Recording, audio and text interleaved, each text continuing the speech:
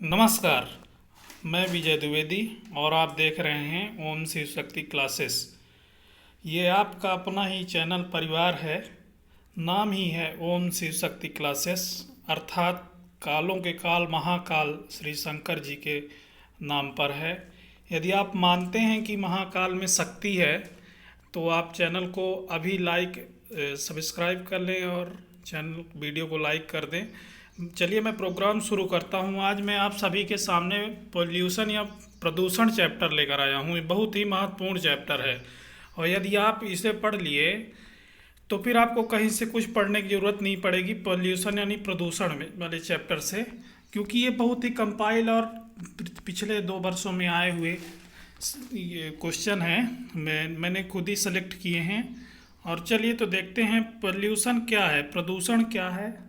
तो समझिए, पोल्यूशन हमारे जो वायु, जल, मिट्टी जो है, हवा, पानी, मिट्टी में अवांछनीय भौतिक या रासायनिक या जैविक पदार्थों का मिल जाना, अवांछनीय पदार्थों का मिल जाना, जिससे हमारे पर्यावरण या इकोसिस्टम या हमारे धरती के सभी जीवधारियों के लिए यह हानिकारक होता है, उनके जीवन के लिए। उसे ही प्रदूषण कहते हैं। देखिए, पोल्यूशन जो है तो 5 प्रकार का होता है। कितने प्रकार का होता है? 5 प्रकार का। पहला है वायु प्रदूषण, एयर पोल्यूशन। दूसरा है वाटर पोल्यूशन, जल प्रदूषण। तीसरा है ध्वनि प्रदूषण यानी साउंड पोल्यूशन। 4th नंबर है मृदा प्रदूषण और 5th नंबर है नाभिकीय प्रदूषण। तो मैं इन्हीं सब पे बहुत डिटेल से बात करने वाला हूँ। चलिए, क्वेश्चन नंबर 1 क्या कहता है, आप सभी देखें। पानी में पाए जाने वाले रेडियो सक्रिय पदार्थ कौन सा रोग उत्पन्न करता है, बताएं। तो रेडियो एक्टिव एलिमेंट जो होता है तो ये कौन से रोग उत्पन्न करते हैं? देखिए, कैंसर, आँख में पानी आना, डीएनए का विखंडन। देखिए, ये तीनों सही है, यानी उपरोक्त में से सभी होगा राइट आंसर। चलिए, क्वेश्चन नंबर 2 में चल रहे हैं। क्या कह रहा है? ध्वनि प्रदूषण नियंत्रण एवं रोकथाम नियम 2001 क्या निर्देशित करता है, बताएं। Option A, option B, option C और ऑप्शन डी आप सभी के सामने हैं। बताएं, ध्वनि प्रदूषण नियंत्रण एवं रोकथाम नियम 2001 क्या निर्देशित करता है। देखिए, इसका राइट आंसर होगा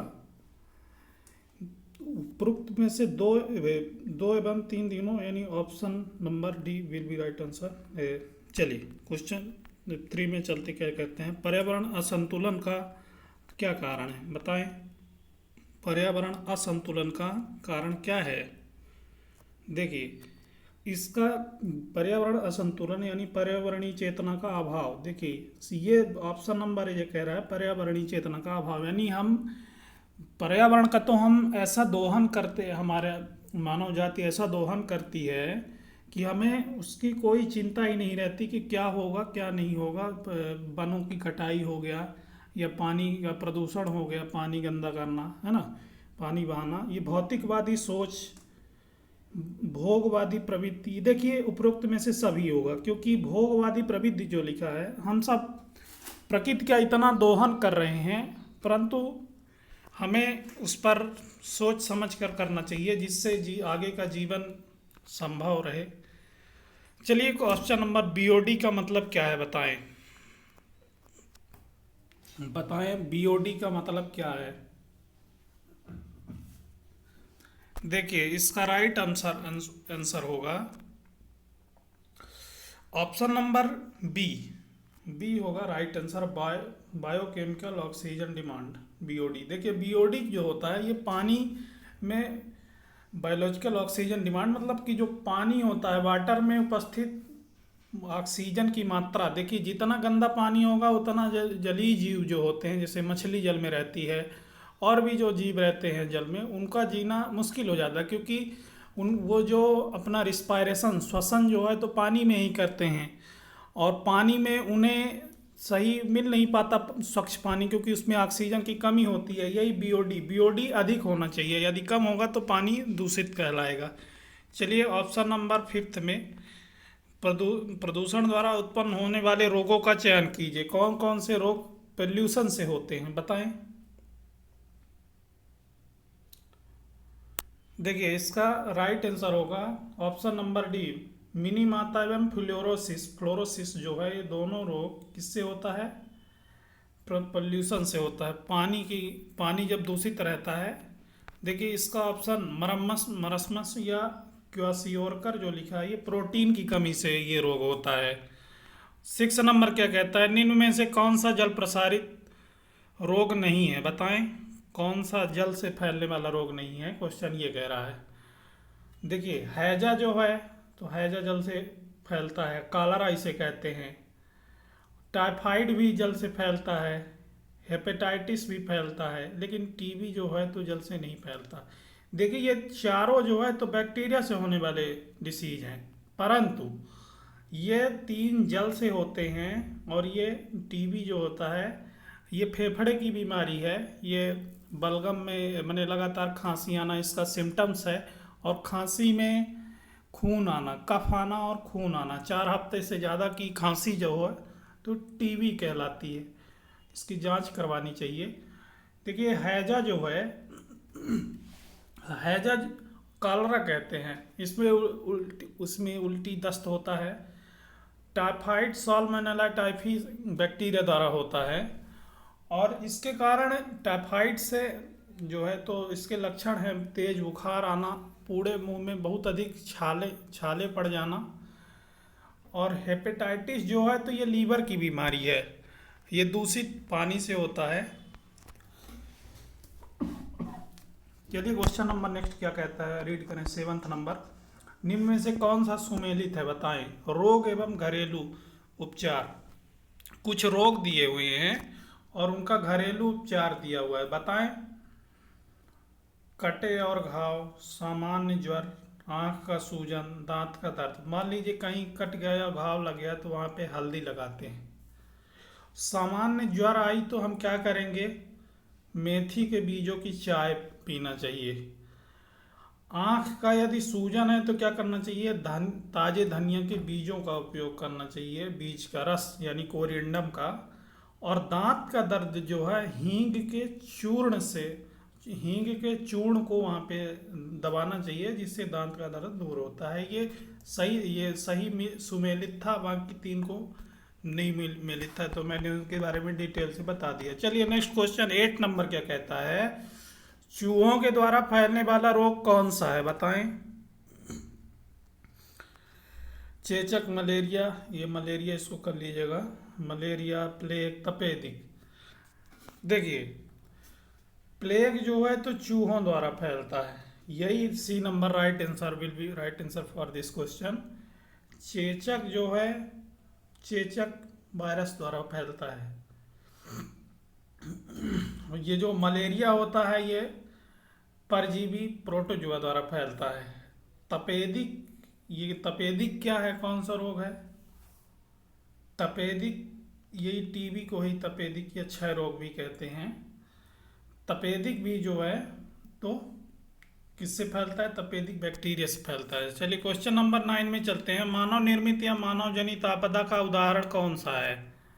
बताएंगे। भूकंप, सुनामी, रासायनिक आपदा, भूस्खलन। इसका राइट आंसर होगा, आप सभी लगाएं और अपने मार्क्स जरूर काउंट करते रहें और वीडियो को लाइक भी करते रहें। महाकाल की कृपा से सब सही होने वाला है और सही होगा आगे भी। रासायनिक आपदा देखिए राइट आंसर होगा, मानव जाति आपदा का उदाहरण। देखिए कैसे मानव जनित यानी मानव द्वारा ये आपदा, रासायनिक जो हम मानव जाति है लगातार रसायन यानी केमिकल से बम बना रहा है, नाभिकीय रिएक्टर बना रहा है, तो ये मानव जाति की, ये मानव बनाया है। और भूकंप जो है, सुनामी जो है, भूस्खलन जो है, ये प्राकृतिक आपदा। आपदा 2 प्रकार की होती है, 2 प्रकार की। कौन कौन सी? प्राकृतिक आपदा और मानव जनित आपदा। चलिए नेक्स्ट क्वेश्चन नंबर 10 में चलते हैं। जब जल वाष्प वायुमंडल में अपेक्षित या संघनित होकर द्रव के रूप में पृथ्वी पर गिरती है, उसे क्या कहते हैं? मतलब कहने का कि जो वायुमंडल से जो संघनित होकर द्रव की बूंद गिरती है उसे क्या कहते हैं? तो देखिए वर्षा कहते हैं। पानी जो है तो पानी 3 फॉर्म में पाया जाता है। कौन कौन से? सॉलिड, लिक्विड और गैस, तीनों फॉर्म में, और चेंज होता रहता है। सॉलिड से लिक्विड हुआ, लिक्विड से गैस हुआ। देखिए समुद्र जो है तो पानी का घर माना जाता है। पानी का घर कौन सा? समुद्र, सी माना जाता है। जब बहुत अधिक यहाँ सन चमकता है, सूर्य जब चमकता है, गर्मी होती है, तो पानी क्या होता है? बाष्पीकृत हो जाता है। ऐसे बाष्पीकृत होकर ऊपर उठता है और ऊपर बादल रहते हैं, बादल के रूप में तैरने लगता है। ऊपर जाकर ये जो वाष्प रहती है ठंडी होती है, ठंडी होकर संघनित यानी छोटे छोटे बूंदों के रूप में हो जाती है। और जब बूंद काफ़ी बजनी हो जाती, काफ़ी बूंदें हो जाती हैं, तो वो वर्षा के रूप में गिरने लगती है। तो यही पानी का घर कौन सा है? समुद्र है। समुद्र से बाष्पीकृत हुआ सूर्य के प्रकाश से और बादल में गया, बादल से वर्षा के रूप में पुनः धरती पर आया और नदियों और तालाबों, नदियों के माध्यम से ही पुनः पहुंच गया। कहाँ पहुंच गया? समुद्र में। चलिए 11 नंबर क्वेश्चन डिस्कस करते हैं। Full form of LPG. LPG liquid बताएं आप सभी। एलपीजी ये जो रसोई की गैस होती है, वो उसका फुल फॉर्म क्या होगा? देखिए, और ये सब तो हो ही नहीं सकते। लिक्विड पेट्रोलियम गैस ये होगा, liquid petroleum gas, C number right answer होगा। देखिए एलपीजी गैस जो होती है ये रसोई गैस कहलाती है। ये ब्यूटेन और प्रोपेन, बी और पी, ब्यूटेन और प्रोपेन मिलकर के ये का इनमें कॉम्बिनेशन रहता है।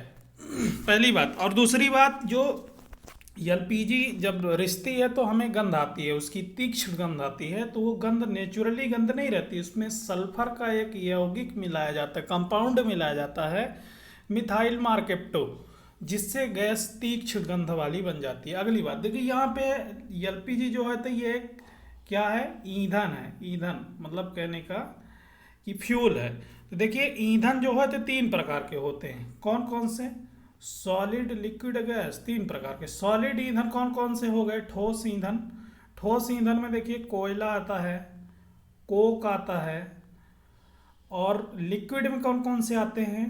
कैरोसिन यानी मिट्टी का तेल आता है, कैरोसिन, और पेट्रोल, डीजल पेट्रोल सभी किस में आते हैं? लिक्विड में आते हैं। गैस का देखिए कौन कौन से एग्जाम्पल हैं गैस के। पहला है एलपीजी गैस हो गई, सीएनजी कंप्रेस्ड नेचुरल गैस हो गई, सीएनजी जो गाड़ियों में डलती है। तो देखिए 3 फॉर्म में। कोयला के बारे में जो ये सॉलिड बताया कि सॉलिड ईंधन जो है कोयला 3 प्रकार का होता है। कौन कौन से? कोयला 4 प्रकार का।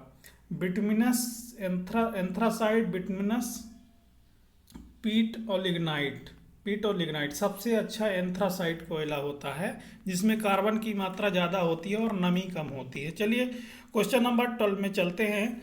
केंद्रीय प्रदूषण नियंत्रण बोर्ड के अनुसार कितने डेसिबल ध्वनि को शोर कहा जाता है? बताएं। देखिए इसका राइट आंसर क्या होगा? देखिए ध्वनि को मापने की जो यूनिट होती है वो डेसिबल ही होती है। तो कितने? 55 डेसिबल को ही सामान्य ध्वनि या शोर कहा जाता है। सामान्य ध्वनि जो सामान्य होती है, और उससे ज़्यादा को शोर कहा जाता है। देखिए 90 डेसिबल में यदि आप 1 से 1.5 घंटा तक, 1.5 घंटा से ज़्यादा का समय रहते हैं तो सर दर्द होने लगता है, और स्मृति जो हमारी याददाश्त, मेमोरी होती है, वो भी धीरे धीरे लॉस होने लगती है। और जो 120 डेसिबल जो ध्वनि होती है, जो एरोप्लेन, हवाई जहाज जो उड़ती है, वो 120 डेसिबल की ध्वनि करती है, शोर करती है। चलिए नीचे दिए गए कुछ रोग हैं और उनसे प्रभावित अंग है, उनके बारे में बताएं कि कौन सा सही है और बाकी अभी सही नहीं मिले हुए हैं। देखिए पीलिया, रेबीज, एड्स, फाइलेरिया। पीलिया देखिए लीवर को प्रभावित करता है, रेबीज तंत्रिका नर्वस सिस्टम को, एड्स जो है तो प्रतिरक्षी तंत्र को, और फाइलेरिया जो है तो लिम्फ को। देखिए तो ये इनका राइट आंसर हो गया। ये पीलिया जो है तो वायरस से होता है, रेबीज भी वायरस से होता है, एड्स भी वायरस से होता है, लेकिन फाइलेरिया जो होता है ये वायरस से जनित रोग नहीं है। तो चलिए नेक्स्ट क्वेश्चन में चलते हैं। क्वेश्चन नंबर 14 क्या कहता है? निम्न में से कौन सी वायु प्रदूषण का एक उदाहरण है? बताइए वायु प्रदूषण का उदाहरण कौन सा है? ऑप्शन नंबर ABCD दिए हुए हैं, बताएं। देखिए ऑप्शन नंबर ए जो धुआं एवं कुहासा, ये सही है। वायु प्रदूषण का उदाहरण है धुआं। वाहनों से निकलने वाली जो गैस होती है वो भी, देखिए वो भी वायु प्रदूषण करती है। जलती लकड़ी और चारकोल, ये भी वायु प्रदूषण करती है, यानी इनमें से सभी इसका राइट आंसर होगा।